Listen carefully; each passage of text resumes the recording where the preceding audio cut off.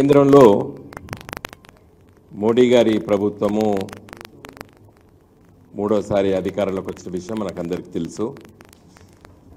అయితే ఈసారి స్వంతంగా అంటే భారతీయ జనతా పార్టీకి సొంత మెజార్టీతోని ఏర్పాటు చేయలేదు మోడీ గారి ప్రభుత్వం. 2014లో ఎన్డీఏ కూటమి ఉన్నప్పటికీ కూడా స్వతహా బీజేపీకి తన సొంత మెజార్టీ ఉండే. తర్వాత 2019లో కూడా 272 కంటే ఎక్కువ సీట్లు వచ్చిన విషయం మనకందరికీ తెలుసు. ఈసారి బీజేపీకి సొంతంగా అధికారానికి వచ్చేటువంటి సీట్లు గెలవకపోవడం, మరి ఏదేమైనప్పటికీ కూడా ఎన్డీఏ కూటమి ఉంది కాబట్టి ఆ ఎన్డీఏ కూటమిలో ఉన్నటువంటి భాగస్వామ్య పక్షాలు అంటే ముఖ్యంగా తెలుగుదేశం పార్టీ, టీడీపీ, అదేవిధంగా జేడీయూ బీహార్లో కొంతమంది చిన్న చిన్న పార్టీలు అందరూ కలిసి ఈరోజు అధికారంలోకి వచ్చిన విషయం మనకందరికీ తెలుసు. చంద్రబాబు నాయుడు గారు ఒక 4 రోజుల క్రితము ఢిల్లీకి వెళ్ళి మరి కేంద్రంలో ప్రధానమంత్రిని అదేవిధంగా వివిధ మంత్రిత్వ శాఖ మంత్రుల్ని కలిసి కొన్ని విజ్ఞప్తులు చేసిన విషయం మనకందరికీ తెలుసు. మంచి పని చేశాడు. ఆంధ్రప్రదేశ్ రాష్ట్ర విభజన చట్టంలో పొందపరిచినటువంటి విషయాల గురించి వెళ్ళి వారు ఆంధ్రప్రదేశ్ రాష్ట్రానికి రావాల్సినటువంటి విషయాలు కూడా ప్రస్తావించారు. మన పత్రికలో, టీవీలో చూసాం. దాంట్లో అతి ముఖ్యమైనది మరి షెడ్యూల్ 13లో సెక్షన్ 93 ప్రకారంగా ఉన్నటువంటి షెడ్యూల్ 13లో ఇన్ఫ్రాస్ట్రక్చర్లో 4వ అంశం ఏది IOC or HPCL Shell within 6 months from the appointed date examine the feasibility of establishing a greenfield crude oil refinery and petrochemical complex in the successor state of Andhra Pradesh and take an expeditious decision thereon అనేది అంశం ఉంది, మనకందరికీ తెలుసు. ఇది కూడా represent చేశారు. చేసిన తర్వాత మరి ఈ బడ్జెట్ సమావేశాల్లో అది శాంక్షన్ అవుతున్నట్టు కూడా నిన్న పత్రికలో మరి ప్రకటించబడ్డది, వచ్చింది. PM Modi grants Naidu's 60,000 crore wish of petrochemical hub oil refinery అనేది వచ్చింది. ఇది ఎకనామిక్ టైమ్స్లో చాలా పెద్ద ఎత్తున పబ్లిష్ అయింది. అయితే భారత్ పెట్రోలియం కార్పొరేషన్ లిమిటెడ్ వాళ్ళు ఒక 5,000 ఎకరాలు భూమి ఇస్తే మేము పెడతామని చెప్పి అది శ్రీకాకుళమా, మచిలీపట్నమా, రామాయణపట్నమా ఎక్కడో దగ్గర మరి ప్లేస్ ఐడెంటిఫై చేస్తే మేము పెడతామని చెప్పి వాళ్ళు చెప్పినట్టు ఈ పేపర్లో వచ్చింది. తర్వాత సంబంధిత మంత్రి అయినటువంటి హర్దీప్ పూరి గారు కూడా దీన్ని ధృవీకరించారు. సరే, ఇదంతా కూడా ఎకనామిక్ టైమ్స్ పత్రికలో చాలా పెద్ద ఎత్తున పబ్లిష్ అయింది. మంచిదే, నాకేమీ ఆక్షేపణ లేదు. నేనేమి మా పార్టీ తరఫున దాన్ని తప్పు కూడా పట్టడం లేదు. అసలు అంశం ఏంటంటే ఇదే షెడ్యూల్ 13లో తెలంగాణ రాష్ట్రానికి మరి కాజీపేటలో కోచ్ ఫ్యాక్టరీ ఉండాలని, అదేవిధంగా బయ్యారంలో ఉక్కు కర్మాగారం పెట్టాలని, ఈ 2 అంశాలు కూడా ఇదే దాంట్లో పొందపరచడం జరిగింది.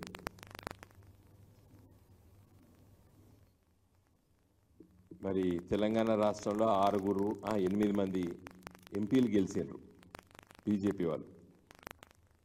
కిషన్ రెడ్డి గారు, బండి సంజయ్ గారు ఇప్పుడు మంత్రులు, కేంద్ర క్యాబినెట్లో వారు మంత్రులు. ఒకరు క్యాబినెట్ స్థాయి, ఒకరు MOS. నా రిక్వెస్ట్ ఏంటంటే ఆంధ్రప్రదేశ్ రాష్ట్రానికి ఇవ్వడం మంచిది, ఎందుకంటే ఆంధ్రప్రదేశ్ రాష్ట్ర విభజన చట్టంలో చెప్పబడ్డది.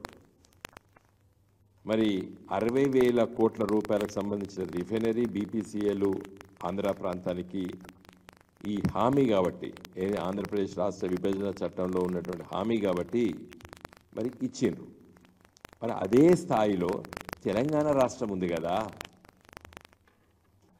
తెలంగాణ రాష్ట్రంలో రైల్వే కోచ్ ఫ్యాక్టరీ కావాలని, కాజీపేటలో కోచ్ ఫ్యాక్టరీ కావాలని నా చిన్నతనం నుండి నేను విద్యార్థిగా ఉన్న సందర్భంలో, విద్యార్థి నాయకుడిగా ఉన్న సందర్భంలో, విద్యార్థి రాజకీయాల్లో చాలా చురుగ్గా పనిచేసేటప్పుడు ఎన్నో ధర్నాలు, వరంగల్ బంధులు, కాజీపేట బంధులు పిలిచి అలసిపోయినాం. మేము ఒక 30 ఏళ్ళు కొట్లాడినాం. మరి విభజన చట్టంలో దాన్ని అప్పుడు కేసీఆర్ గారితోని మాట్లాడి ఆ రోజు దీన్ని మేము చొప్పించినాం. దీంట్లో ఈ విభజన చట్టంలో తప్పనిసరి మా హామీ ఉండాలని చెప్పినాం. మరి చంద్రబాబు నాయుడు గారు పై ఆధారపడ్డారు కాబట్టే ఇవాళ మేము అక్కడ ఇస్తాము, మరి ఇక్కడ మేము మీ పైన ఆధారపడలేదు కదా అని అనుకుంటుంది ఆ బీజేపీ పార్టీ. తెలంగాణ ప్రజలు కూడా 8 మంది ఎంపీలను గెలిపించారు కదా మీ పార్టీకి, బీజేపీ పార్టీకి. పోనీ దీని గురించి గత 10 సంవత్సరాల నుంచి పార్లమెంట్లో మా పార్టీ తరఫున చాలాసార్లు మాట్లాడినాం. తర్వాత కేసీఆర్ గారు ప్రధానమంత్రి మోడీ గారిని చాలాసార్లు కలిసి విజ్ఞప్తి చేయడం జరిగింది. కాజీపేటలో కోచ్ ఫ్యాక్టరీ అని ఏదో వేగన్ రిపేర్ ఫ్యాక్టరీ ఇచ్చి కోచ్ ఫ్యాక్టరీ ఇచ్చామని చెప్తారు. Wagon repair factory small unit, అది small scale industry, but this is a major industry.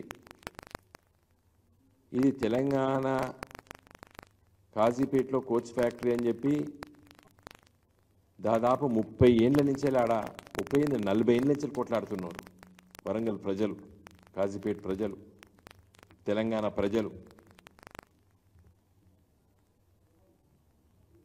మరి ఇంత వ్యత్యాసం మోడీ గారు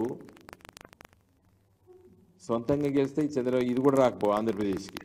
ఏది సొంతంగా బీజేపీ వాళ్ళు గెలిస్తే ఇది కూడా రాకపోవు ఆంధ్రప్రదేశ్కి. ఆంధ్రప్రదేశ్ ప్రజలారా, మీరు ఒక ప్రాంతీయ పార్టీ గెలిపించినందుకు మీరు అదృష్టవంతులు. ఎందుకంటే అట్లీస్ట్ ఇది కూడా మోడీ గారికి తెలియదా? ఈ హామీలో ఆంధ్రప్రదేశ్ రాష్ట్ర విభజన చట్టంలో షెడ్యూల్ 13లో మనకు కాజీపేటలో కోచ్ ఫ్యాక్టరీ, బయ్యారం ఉక్కు ఫ్యాక్టరీ, ఆంధ్రప్రదేశ్లో కోస్తా తీరం లోపల పెట్రోకెమికల్ రిఫైనరీ అని చెప్పి అన్నీ రాసుకున్నారు.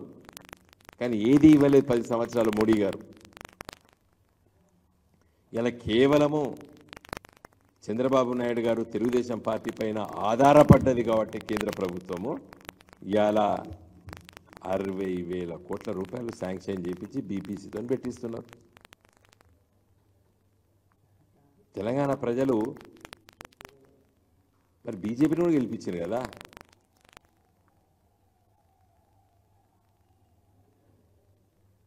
ఏం చెప్పాలి దీనికి? మోడీ గారు జవాబు చెప్పాలి కదా. 8 మంది పార్లమెంట్ బీజేపీ సభ్యులు మరి రేపు బడ్జెట్లో ఆంధ్రప్రదేశ్ రాష్ట్రానికి ఇవ్వబోతున్నటువంటి ఈ పెట్రో రిఫైనరీకి ఇచ్చే సందర్భంలో తెలంగాణ ప్రజలకు మొండి చేయి చూపిస్తారా? అంటే బీజేపీ ఒక జాతీయ పార్టీ కదా, అందరినీ సమానంగా చూస్తామని చెప్తారు కదా.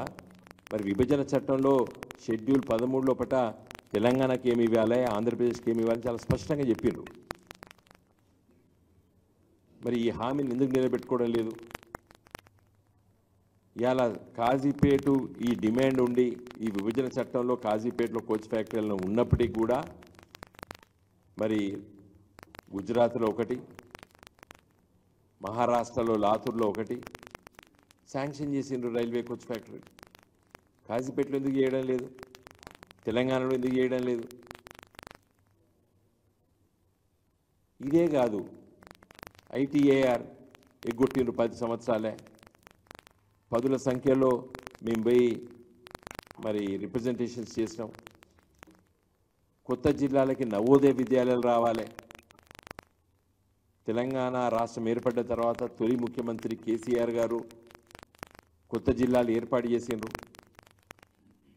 నవోదయ విద్యాలయాలు అంటే గ్రామీణ ప్రాంతాల్లో చదువుకున్నటువంటి పిల్లలకి మాత్రమే రెసిడెన్షియల్ స్కూల్స్ అవి. ఇలాగా మారుమూల జిల్లాలు ఆసిఫాబాదు, భూపాలపల్లి, నారాయణపేట అంటే దూర ప్రాంతాల్లో ఉన్నటువంటి గ్రామీణ ప్రాంతాల్లో ఉన్నటువంటి జిల్లాలను చేసి కేసీఆర్ అభివృద్ధి పందాల్లో తీసుకుపోయడానికి ఆలోచన చేసి పదుల సంఖ్యలో మరి విజ్ఞప్తి పత్రాలు ఇచ్చినాం మంత్రులకి, ప్రధానమంత్రి గారికి. నేనే పార్లమెంట్లో పదుల సార్లు మాట్లాడిన నవోదయ విద్యాలయాలు కావాలని. మరి ఈ బడ్జెట్ సమావేశాలు రేపు 23 నుంచి వస్తున్నాయి. మరి ఈ బీజేపీ ఎంపీలు 8 మంది గెలిచిండ్రు. నిన్న వాళ్ళ కార్యవర్గ సమావేశంలో కూడా ఈ ఒక్కటి వీటి గురించి మాట్లాడలేదు. నిన్న వాళ్ళ పత్రికలు అన్నీ చూసిన కేవలం రాజకీయం. మళ్ళా తెలంగాణలో అధికారం మనదే. అధికారం ఇచ్చింది కదా, ఇంకా 5 ఏళ్ల వరకు ఇప్పుడు ఎన్నికలే లేవు. మళ్ళీ అధికారం గురించి ఎందుకు మాట్లాడాలి మీరు? ఈ అభివృద్ధి గురించి మాట్లాడండి. రేపు బడ్జెట్లో ఆంధ్రప్రదేశ్కి పెట్రోకెమికల్ ఫ్యాక్టరీ, రిఫైనరీ ఇచ్చిన తర్వాత తెలంగాణకు కాజీపేటలో కోచ్ ఫ్యాక్టరీ ఎందుకు ఇవ్వకూడదు? మీరు ఎందుకు డిమాండ్ చేయరు మోడీ గారిని? ఎందుకంటే మొన్ననే ఎన్నికలైనా నేను ఎక్కువ తీవ్ర స్థాయిలో విమర్శించదలుచుకోలేదు. అట్లీస్ట్ నేను కోరేది ఏంటంటే ఆంధ్రప్రదేశ్కి ఈ ఆయిల్ రిఫైనరీ ఏదైతే శాంక్షన్ చేసే సందర్భంలో తెలంగాణ కూడా కాజీపేటలో కోచ్ ఫ్యాక్టరీని శాంక్షన్ చేయాలని చెప్పి నేను డిమాండ్ చేస్తున్నా. రేపు బడ్జెట్లో వస్తుందని చెప్పి ఈ పత్రికా ముఖంగా మరి ఇది చాలా పెద్ద వార్త వచ్చింది పేపర్లో. కాబట్టి ఈ ఎకనామిక్ టైమ్స్ అంటే వాళ్ళు బడ్జెట్ తయారైతే వాళ్ళు చుట్టే తిరుగుతుంటారు వీరు, ఈ పేపర్స్ అందరూ, ఈ జర్నలిస్టులు. What's happening in the budget అనేది వాళ్ళు ప్రోబ్ చేస్తుంటారు.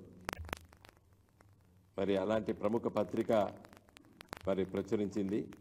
ఇన్ని వేల కోట్ల రూపాయలు BPCL, Bharat petroleum corporation limited కోస్తా తీరాన మరి ఏర్పాటు చేస్తుంది ఆంధ్రప్రదేశ్ కని. కాబట్టి నా రిక్వెస్ట్ ఏంటంటే వెంటనే ఈ కాజీపేటలో తెలంగాణకి ఆ స్థాయిలో ఒక పరిశ్రమను మీరు బడ్జెట్లో శాంక్షన్ చేయాలని చెప్పి నేను కోరుతున్నాను. మిగతా విషయాలు ఏవైతే గొట్టిండ్రో చాలా రోజుల నుంచి అవన్నీ కూడా ఈ వచ్చే కొంతకాలం వరకైనా రాజకీయాలు, ఎన్నికలు, రాజకీయాలు పక్కబెట్టి ఈ అభివృద్ధి వైపు ఆలోచించాలని చెప్పి ఒక తెలంగాణ ఉద్యమకారుడిగా, అభివృద్ధిని ఆకాంక్షించేవాడిగా నా విజ్ఞప్తి. జై తెలంగాణ.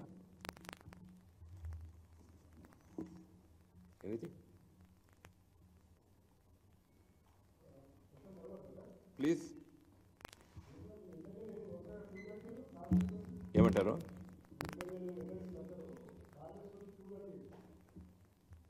క్యూ ఎక్కడ ఒక్కొక్కరు వచ్చు.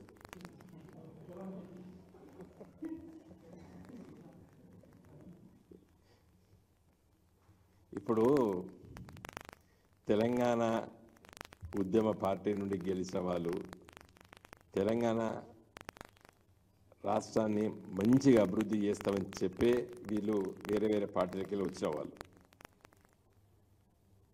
మళ్ళీ చాలా రాజకీయాలు, చాలా విషయాలు ప్రస్తావిస్తూ విమర్శిస్తూ పోతున్నారు. నేను ఒకటే చెప్తానండి, తెలంగాణ తెస్తామని చెప్పినాం, తెలంగాణ తెచ్చి చూపించినాం. తెలంగాణ అభివృద్ధి చేస్తామని చెప్పినాం, తెలంగాణ అభివృద్ధి చేసి చూపించినాం. రాజకీయాల్లో గెలుపు ఓటములు వివిధ కారణాలు ఉంటాయి. వచ్చే 5 సంవత్సరాల తర్వాత మళ్ళీ బ్రహ్మాండమైనటువంటి ప్రజా మద్దతుతో మేము అధికారంలోకి వస్తాం. ఎమ్మెల్యేలు పోవడం దురదృష్టం, పోతే అంత బాధపడుతుండైతే నేనైతే కాదు.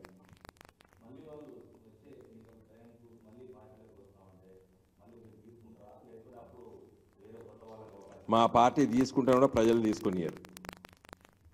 ప్రజలు అంత ఆగ్రహంతో ఉన్నారు. ఇప్పుడు వీళ్ళు చేసేటువంటి చేష్టల్ని ప్రజలు చూస్తున్నారు. ఎవరు ఎట్టి పరిస్థితుల్లో కూడా కొత్త తరాన్ని లేపుతాడు కేసీఆర్, కొత్త తరాన్ని.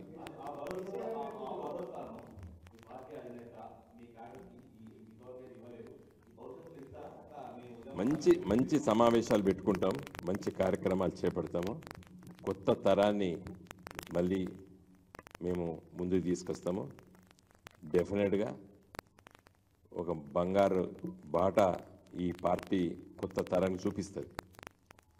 మళ్ళీ డెఫినెట్గా వచ్చే 5 సంవత్సరాల తర్వాత ఈ తెలంగాణ రాష్ట్ర ప్రజలు మమ్మల్ని ఆదరిస్తారు. మంచి ఆదరణతో ఒక మంచి పరిపాలన చేసేటువంటి పార్టీ గులాబీ జెండా. ఎందుకు రారు? అది ఇప్పుడు డెఫినెట్గా శాసనసభ పార్లమెంటు సమావేశాల పట్ల మా పార్టీ చాలా చురుకైన పాత్ర నిర్వహిస్తుంది. Thank you.